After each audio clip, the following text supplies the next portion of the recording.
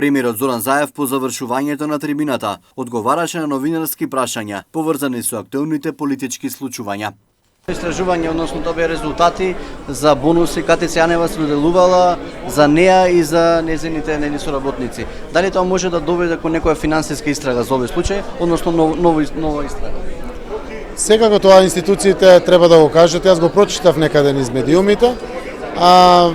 Знаете дека законот овозможуваше за специјално јавно обвинителство дополнителни додатоци за јавните обвинители, јавно-обвинителските служби, за од ризик, безбедност, експертизи или слично, но за се што постои сомневање или некаде граѓаните мислат дека има било какви финансиски малверзации, незаконско употребување, трошење на парите, секогаш институциите можат да отворат истрага. Истражните органи се тие, кај што постојат и финансиски институции во делот на извршната власт и во делот на правосудната власт.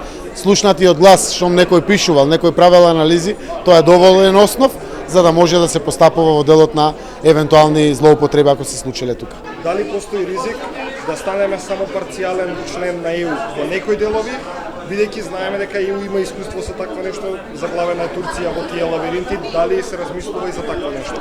Не, апсолутно. Значи нема алтернатива освен полноправно членство во Европската унија. Претседателот Пендаровски веројатно нон-пейперот во детали го објаснува сега тоа што е понудено. Тоа е документ кој што е само иницијатива. Ставот на државата, вклучително на претседателот Пендаровски, е да дадеме можност Европска комисија да издебатира.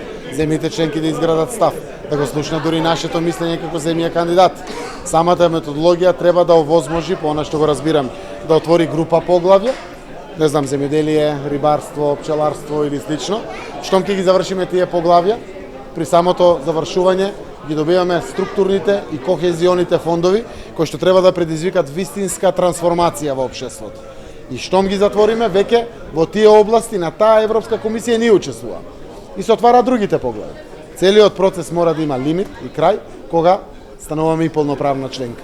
Но во одредени области имаме шанса многу порано да учествуваме од полноправното членство во Европската унија. Така да тоа не значи замена за полноправно членство во Европската унија, тоа значи брза интеграција, значи интеграција по отворени и затворени поглавја, директно вбризгување на повеќе пари преку структурните и кохезионите фондови во државата, но и вистинска трансформација на самото наше општество.